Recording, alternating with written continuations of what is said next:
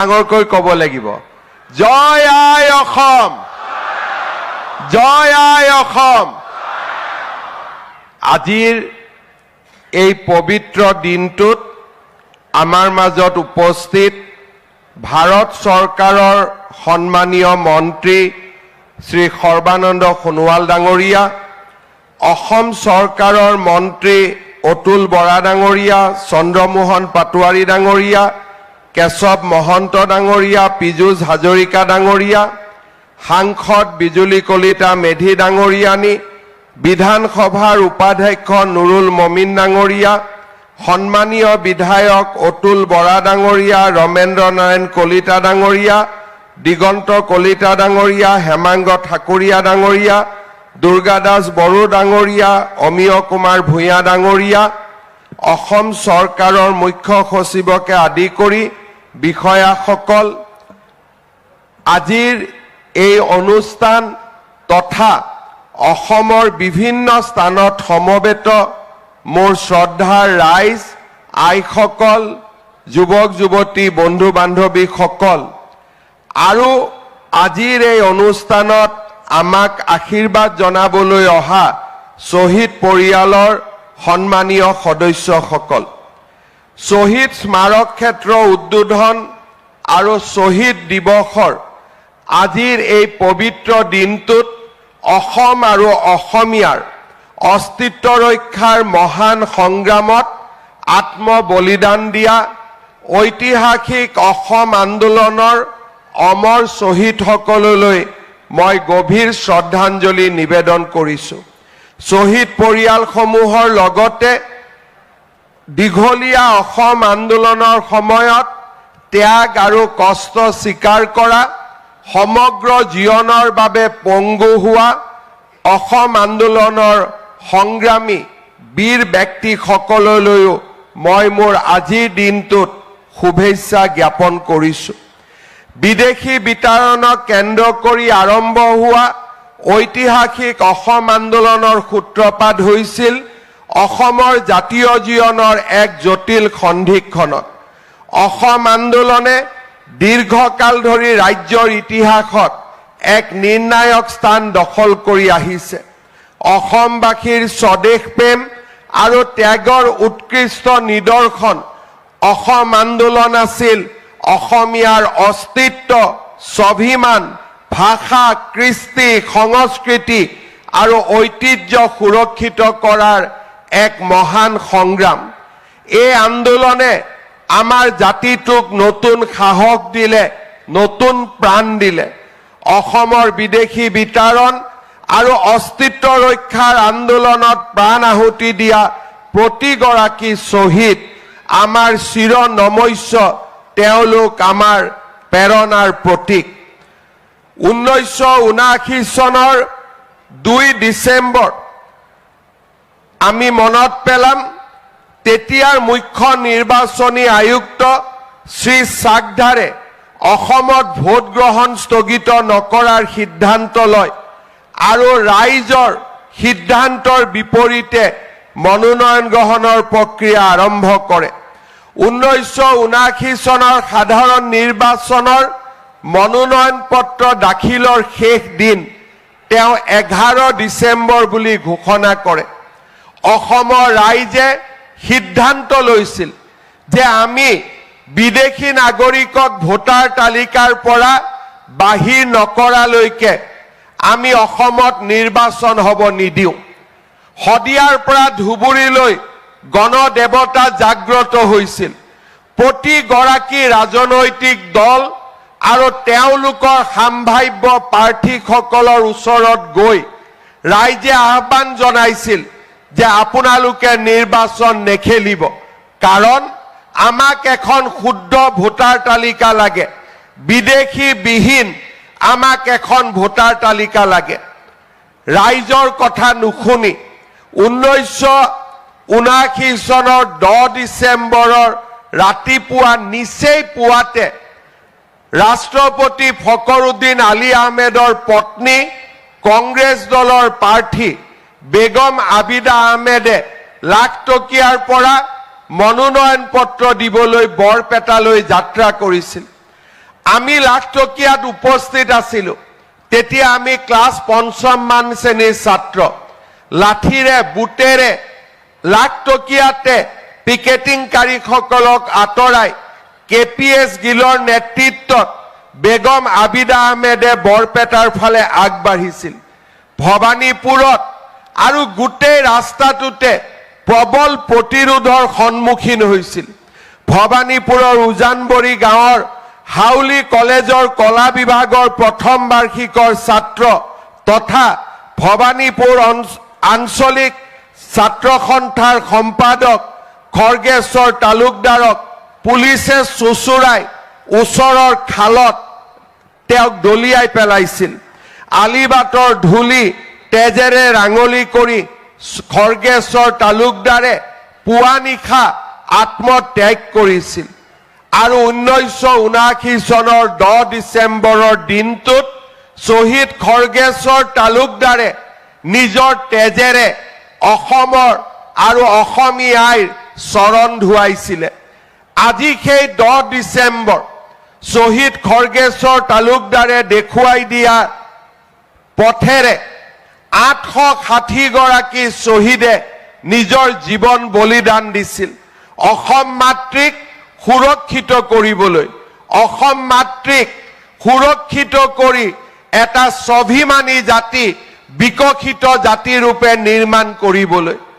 প্ৰতি বছৰে 10 ডিচেম্বৰৰ দিনটো কৃতজ্ঞ জাতিয়ে 860 গৰাকী শ্বহীদক সোঁৱৰণ কৰে আৰু অসমীয়া জাতিক কেতিয়াও নিঃশেষ নহবলৈ, জাতিটোক ৰক্ষা কৰিবলৈ ইতিহাসৰ বুকুত অসমীয়া জাতিক গৌৰৱেৰে জীয়াই ৰাখিবলৈ সংকল্প গ্ৰহণ কৰে। 10 ডিচেম্বৰৰ দিনটো প্ৰতিগৰাকী অসমীয়াৰ বাবে এটা পবিত্ৰ দিন, প্ৰতিগৰাকী অসমীয়াৰ বাবে এক নতুন সংকল্পৰ দিন। কলীয়া ডাৱৰে আৱৰাই ৰখা অসমীয়া জাতিৰ এই সংকটৰ পৰিৱেশৰ মাজতো সূৰুজক আহ্বান জনাই সূৰুজৰ সৈতে নতুন প্ৰভাতৰ গান গোৱাৰ বাবে অসমীয়া জাতিয়ে 10 ডিচেম্বৰৰ দিনটোত সংকল্প গ্ৰহণ কৰে। এই বছৰৰ 10 ডিচেম্বৰ আজিৰ দিনটো আমাৰ বাবে আৰু অধিক গৌৰৱৰ দিন। 2019 চনৰ 10 ডিচেম্বৰ তাৰিখে গুৱাহাটীত শ্বহীদ স্মাৰক ক্ষেত্ৰ নিৰ্মাণৰ বাবে আমি কাম হাতত লৈছিলোঁ। মুখ্যমন্ত্ৰী সোণোৱাল ডাঙৰীয়াৰ নেতৃত্বত 2019 চনৰ 10 ডিচেম্বৰ তাৰিখে আমি সংকল্প লৈছিলোঁ যে আমি গুৱাহাটীত এক শ্বহীদ স্মাৰক নিৰ্মাণ কৰিম। চাওঁতে চাওঁতে আমাৰ সংকল্প আৰু দৃঢ় হৈছিলে। আৰম্ভণিৰ কল্পনাৰ পৰা আমি কল্পনাবোৰক নতুন ৰূপ দিবলৈ আৰম্ভ কৰিলোঁ। প্ৰতিটো বছৰে নতুন কল্পনাই বাস্তৱ ৰূপ পালে। আজি 150 বিঘা মাটিত 170 কোটি টকা ব্যয়েৰে আমি সুবি খাল, আমি অমৰ শ্বহীদ স্মাৰক নিৰ্মাণ কৰিছোঁ।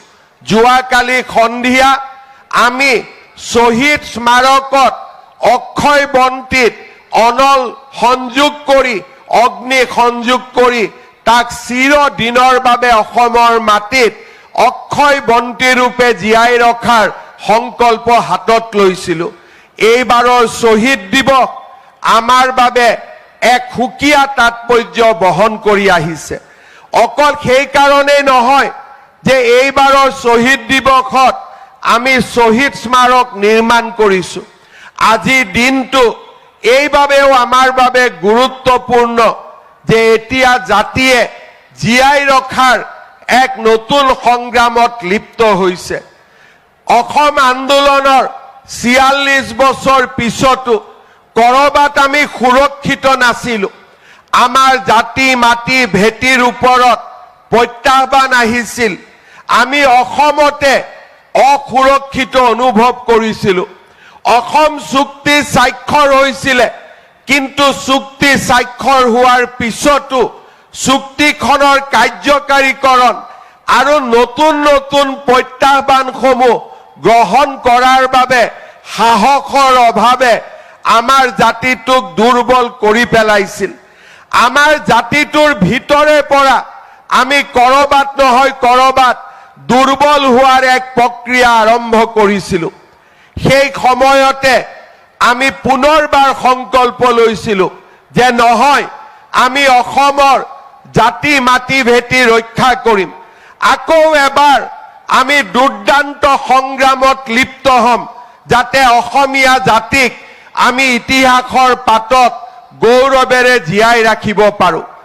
আজি 10 ডিচেম্বৰৰ দিনটোত আমি আপোনালোকক সগৌৰৱেৰে ক'ব পাৰোঁ যে যোৱা 10টা বছৰৰ নিৰলস প্ৰচেষ্টা আৰু যোৱা 10টা বছৰৰ অবিৰত সংগ্ৰামে আমাৰ জাতিটোক শক্তিশালী কৰিছে। এইবাৰৰ বিধানসভাত আমি তিৱাৰী কমিশ্যনৰ ৰিপৰ্ট আমি প্ৰস্তুত কৰিছিলোঁ, মেহতা কমিশ্যনৰ ৰিপৰ্ট আমি প্ৰস্তুত কৰিছিলোঁ। এই ৰিপৰ্টবিলাকৰ পাতে পাতে লিখা আছে কেনেকৈ অসমীয়া জাতিৰ ওপৰত নিৰ্মম অত্যাচাৰ কৰা হৈছিলে, কেনেকৈ ধলপুৰৰ দৰে স্থানত আমাৰ মাটি কাঢ়ি লৈ আমাৰ যুৱক যুৱতীৰ তেজেৰে অসমীয়া আৰু অসমৰ মাটিক ৰাঙলী কৰা হৈছিলে। আজি আমাৰ চাৰিওফালে এটা পৰিৱেশ নিৰ্মাণ কৰা হৈছিল। অসমৰ বন সম্পদ, অসমৰ বনভূমিসমূহ এটা এটাকৈ লুণ্ঠন কৰা হৈছিল।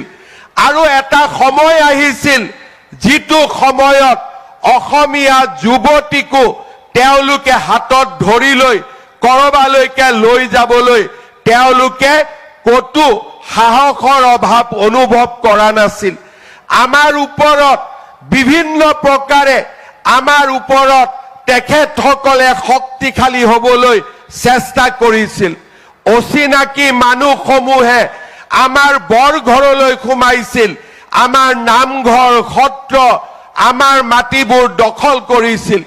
এই অচিনাকি মানুহবোৰে এদিন কাজিৰঙাৰ মাজলৈ সোমাইছিল, কাজিৰঙাৰ গড়বিলাকক এটা এটাকৈ হত্যা কৰি আমাৰ জাতিটোৰ গৌৰৱক মাটিৰ লগত মিহলাই দিয়াৰ ষড়যন্ত্ৰ কৰিছিল।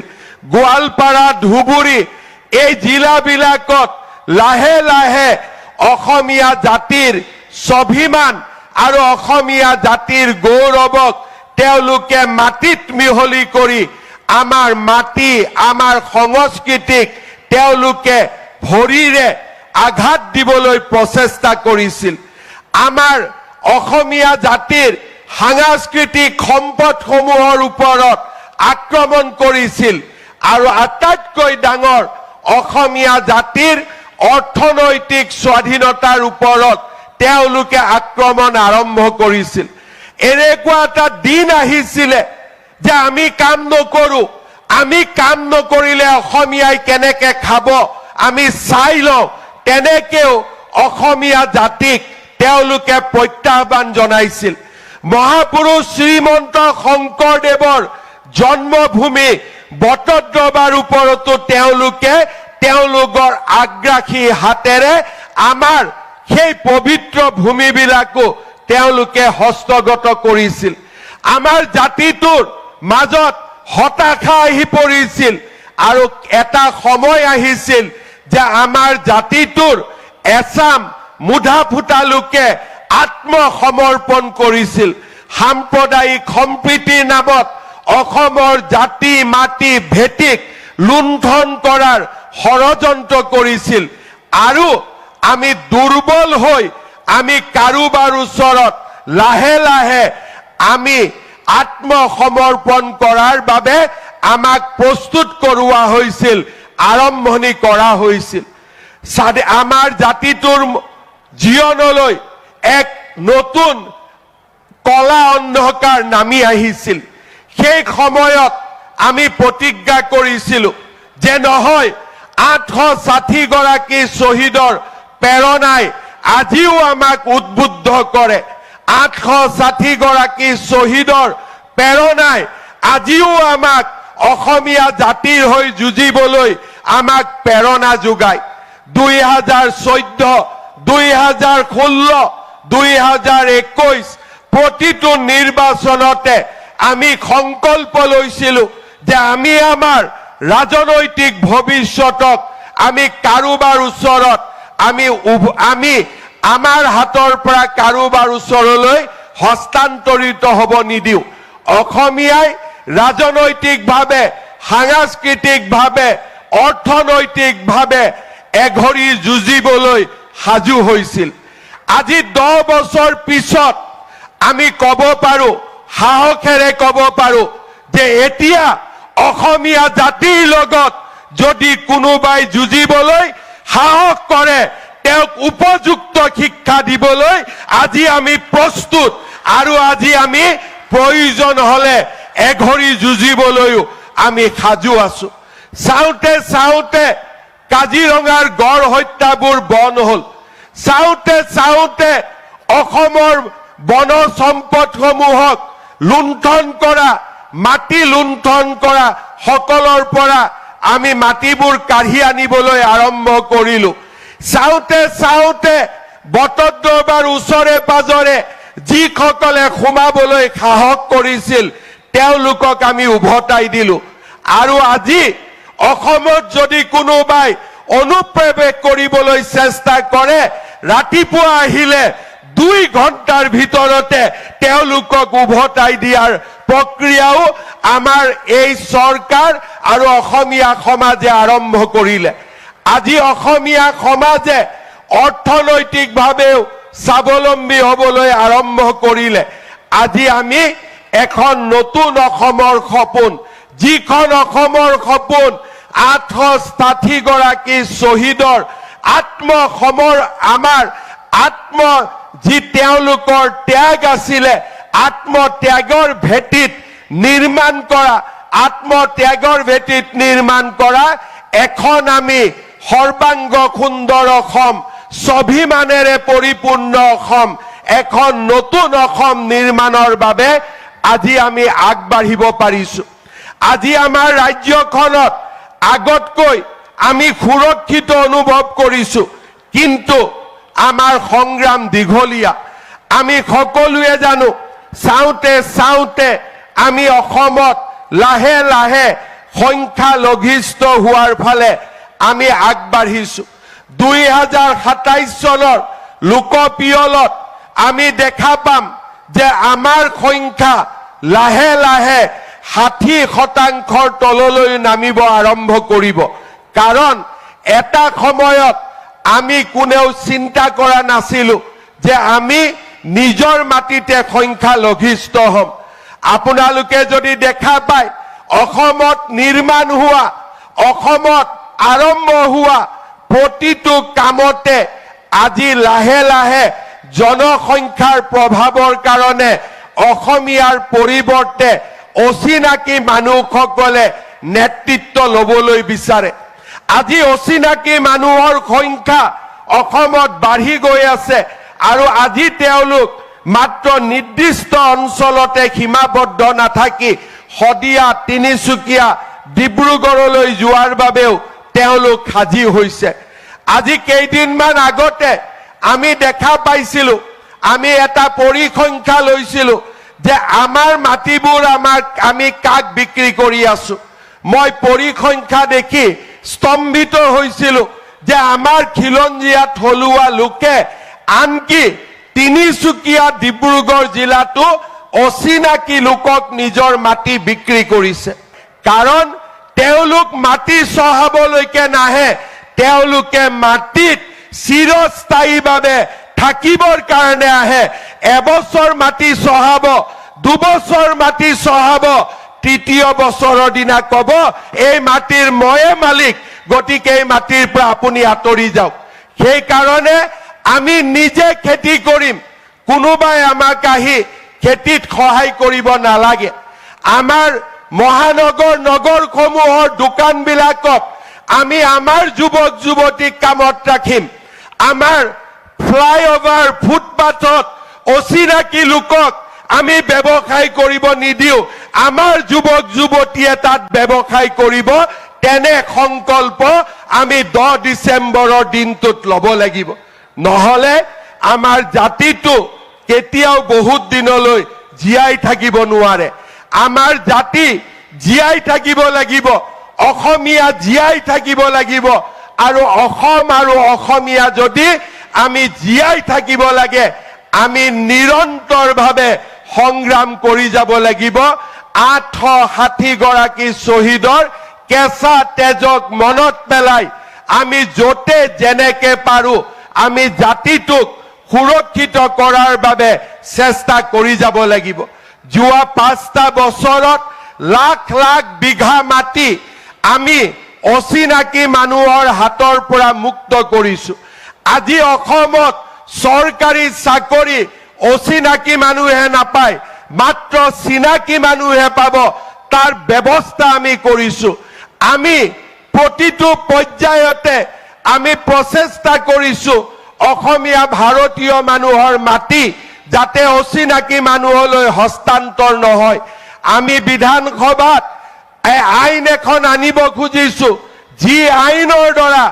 অসমৰ যি স্থানত আমি সংখ্যালঘিষ্ঠ হ'ব আৰম্ভ কৰিছো সেই স্থানত কোনো মাটি 3 প্ৰজন্মৰ অসমীয়া নহলে সেই মাটি কিনিব নোৱাৰিব তাৰো আজি আমি আইন আমাৰ বিধানসভাত আমি আনিব বিচাৰিছো চৰকাৰে প্ৰচেষ্টা কৰিছে জাতিটোক জীয়াই ৰখাৰ কাৰণে কিন্তু ই চৰকাৰী প্ৰচেষ্টাৰে জাতি জীয়াই নাথাকে জাতি যদি জীয়াই ৰাখিব লাগে আমি প্ৰতিগৰাকী ব্যক্তিয়ে আকৌ এবাৰ অসম আন্দোলনৰ কাৰ্যকৰ্তা হিচাপে আমি কাম কৰিব লাগিব একোজন আন্দোলনকাৰী হিচাপে আমাৰ নিজৰ জীৱনত নিজৰ সমাজত নিজৰ গাঁওখনত আমি আন্দোলন কৰিব লাগিব আমাৰ নামঘৰ সুৰক্ষিত ৰাখিব লাগিব আমাৰ বনাঞ্চল সুৰক্ষিত ৰাখিব লাগিব আমাৰ সত্ৰ সুৰক্ষিত কৰি ৰাখিব লাগিব আমাৰ মাটি সুৰক্ষিত কৰি ৰাখিব লাগিব আৰু অসমীয়া যুৱক যুৱতী ভাৰতীয় যুৱক যুৱতীৰ বাবে আমি সকলো ধৰণৰ সুবিধা আমি সংৰক্ষিত কৰিব লাগিব এজনো যদি অচিনাকি মানুহক আমি প্ৰেৰণা যোগাও এবাৰো যদি অচিনাকি মানুহক আমি আমাৰ বৰ ঘৰত সোমাবলৈ দিও আমাৰ জাতিটো লাহে লাহে শেষ হৈ যাব আৰু সেই কাৰণে মই আপোনালোকক আহ্বান জনাম জাতিটোক আহ্বান জনাম আকৌ এবাৰ আন্দোলনৰ স্পিৰিট মনত ৰাখি অসম আন্দোলনৰ সেই দিনমূৰলৈ মনত ৰাখি আমি আকৌ এবাৰ সংগ্ৰামত লিপ্ত হ'ব লাগিব যি সংগ্ৰাম হ'ব ৰাজনৈতিক সংগ্ৰাম যি সংগ্ৰাম হ'ব সাংস্কৃতিক সংগ্ৰাম যি সংগ্ৰাম হ'ব অৰ্থনৈতিক সংগ্ৰাম আজি আমি চৰকাৰৰ প্ৰচেষ্টাৰে বহুবিলাক কৰিব পাৰিছো কিন্তু চৰকাৰী প্ৰচেষ্টাই জাতিটোক বহু দিনলৈ সুৰক্ষিত কৰি ৰাখিব নোৱাৰে আমি যদি আমাৰ মাটিবোৰ অচিনাকি মানুহৰ হাতত বিক্ৰী কৰি দিও আমি যদি আমাৰ খেতি পথাৰবোৰ অচিনাকি মানুহৰ হাতত গটাই দিও আমি যদি আমাৰ ব্যৱসায়সমূহ অচিনাকি মানুহৰ হাতত গটাই দিও আমাৰ জাতিটো বহু দিনলৈ জীয়াই থাকিব নোৱাৰে 10 ডিচেম্বৰৰ এই পবিত্ৰ দিনটোত মই প্ৰতিগৰাকী অসমীয়া ভাৰতীয়ক আহ্বান জনাম সকলোৱে নিজৰ নিজৰ কৰ্মক্ষেত্ৰত আমাৰ জাতিটোক জীয়াই ৰখাৰ বাবে আকৌ এবাৰ নিজকে উৎসৰ্গিত কৰক আমি এনে এটা জাতি যি জাতিয়ে আবহমান কালৰ পৰা আমি আমাৰ স্বাভিমান ৰক্ষা কৰি আহিছো আৰু আজিও প্ৰতিকূলতাৰ মাজতো এই জাতিক জীয়াই ৰখাৰ বাবে আমি সংকল্প ল'ব লাগিব আৰু অসমীয়া জাতিটোক আমি সুৰক্ষিত কৰিব লাগিব আজি সমগ্ৰ অসমতে শহীদ দিৱসৰ দিনা প্ৰতিখন জিলা প্ৰতিখন সমজিলাতে হাজাৰ হাজাৰ ৰাইজ গোট খাইছে সামূহিক সংকল্প আৰু সামূহিক সংঘৰ্ষই আমাৰ জাতিটোক ৰক্ষা কৰিব আমাৰ জাতিটোক সুৰক্ষিত কৰিব। সেয়েহে আজিৰ দিনটোত মই প্ৰতিগৰাকী অসমীয়াকে সামূহিক সংকল্প ল'বলৈ আকৌ এবাৰ আহ্বান জনাম। আমি যাতে আমাৰ জাতিটোক জীয়াই ৰাখো, সুৰক্ষিত কৰি ৰাখো, আৰু অচিনাকি মানুহৰ সন্মুখত আমি যেন আত্মসমৰ্পণ নকৰো।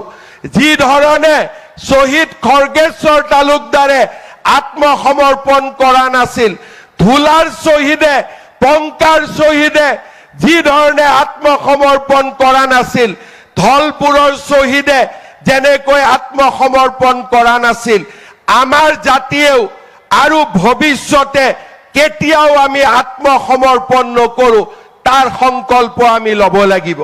সদৌ শেষত মই পুনৰবাৰ আজিৰ এই অনুষ্ঠানত উপস্থিত থকা প্ৰতিগৰাকীকে ধন্যবাদ আৰু অভিনন্দন জনাইছো। জাতীয় শ্বহীদ স্মাৰক ক্ষেত্ৰ প্ৰতিগৰাকী অসমীয়াই যেন আহি এবাৰ হলেও আহি যাতে নিজ চকুৰে চাই আৰু প্ৰেৰণা লাভ কৰে, তাৰ বাবে মই আহ্বান জনাম। প্ৰতিগৰাকী অসমীয়াকে আজি মই মুকলিভাৱে আহ্বান জনাম, প্ৰতিগৰাকী ভাৰতীয়ক আহ্বান জনাম যে যেতিয়াই সময় পায় এবাৰ বৰাগাঁৱলৈ আহি এই জাতীয় শ্বহীদ স্মাৰক তীৰ্থ আপোনালোকে চাবলৈ আহিব আৰু জাতিটোক জীয়াই ৰখাৰ সংকল্প গ্ৰহণ কৰিব। এই সমগ্ৰ শ্বহীদ স্মাৰক নিৰ্মাণ কৰোঁতে সৰ্বানন্দ সোণোৱাল ডাঙৰীয়াৰ প্ৰেৰণা আৰু অসম মন্ত্ৰীসভাৰ প্ৰতিগৰাকী সদস্যৰ সহযোগিতা, অতুল বৰা মন্ত্ৰী অতুল বৰা ডাঙৰীয়াৰ প্ৰচেষ্টা আৰু অসম চৰকাৰৰ লোক নিৰ্মাণ বিভাগৰ বিষয়াসকলক তেওঁলোকৰ প্ৰচেষ্টা আৰু একাগ্ৰতাৰ বাবে মই আকৌ এবাৰ ধন্যবাদ আৰু অভিনন্দন জনাইছো। প্ৰধানমন্ত্ৰী নৰেন্দ্ৰ মোদী ডাঙৰীয়া আৰু গৃহমন্ত্ৰী অমিত শ্বাহ ডাঙৰীয়াৰ নেতৃত্বত আমি আকৌ এবাৰ আমাৰ জাতিটোক সুৰক্ষিত কৰাৰ বাবে চৰকাৰীভাৱে আমি প্ৰচেষ্টা কৰিছো। বাৰে বাৰে মই এটাই কথা কম, চৰকাৰী প্ৰচেষ্টা যথেষ্ট নহয়। আজি অচিনাকি মানুহসমূহে সামাজিক মাধ্যম দখল কৰিছে, খেতি পথাৰ দখল কৰিছে, অচিনাকি মানুহবিলাকে আমাৰ ল'ৰা ছোৱালীৰ জীৱিকাবোৰ দখল কৰিছে। সেয়েহে অচিনাকি মানুহবিলাকক প্ৰত্যাহ্বান জনাবলৈ আমাক সামগ্ৰিকভাৱে সংকল্প ল'ব লাগিব আৰু আজিৰ 10 ডিচেম্বৰৰ দিনটো সেই সামগ্ৰিক সংকল্পৰ এক নতুন সূত্ৰপাত হওক, তাকেই মই কামনা কৰিছো। মোৰ প্ৰাণত অসমীয়াই, মোৰ মনত ভাৰতীয়াই, মোৰ তেজত অসমীয়াই, মোৰ উশাহত ভাৰতীয়াই। ক্ষুদ্ৰ ক্ষুদ্ৰ মোৰ প্ৰতিটো খোজ, সূক্ষ্ম সূক্ষ্ম মোৰ প্ৰতিটো প্ৰয়াস কেৱল মোৰ আইৰ বাবে। বিন্দু বিন্দু জিলিকি উঠা কপালৰ ঘাম, ৰন্দে ৰন্দে বৈ থকা অন্তহীন স্বাভিমান কেৱল মোৰ আইৰ বাবে। মোৰ চিঞৰৰ নাম অসম, মোৰ অভিমানৰ নাম অসম, মোৰ বিপ্লৱৰ নাম ভাৰত, মোৰ অস্তিত্বৰ নাম সনাতন। ভাগৰিব ধৰিও ভাগৰিব নোৱাৰো, হাৰিব ধৰিও মই হাৰিব নোৱাৰো। শত্ৰুপক্ষৰ হেজাৰ চক্ৰান্ত বুকু পাতি লওঁ, কিন্তু শেষ হব ধৰিও মই শেষ হব নোৱাৰো।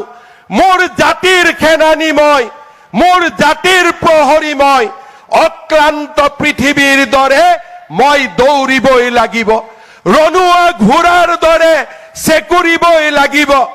জন্মভূমিৰ সুৰক্ষাৰ বাবে এই ৰণ লাচিতৰ হৈ আমি যুঁজিবই লাগিব। মোৰ সাহসৰ নাম অসম, মোৰ সভ্যতাৰ নাম সনাতন, মোৰ সংস্কৃতিৰ নাম ভাৰত, মোৰ আত্মবিশ্বাসৰ নাম অসম। মোৰ প্ৰাণত অসমীয়াই, মোৰ প্ৰাণত ভাৰতীয়াই, মোৰ তেজত অসমীয়াই, মোৰ উশাহত ভাৰতীয়াই। বহুত বহুত ধন্যবাদ।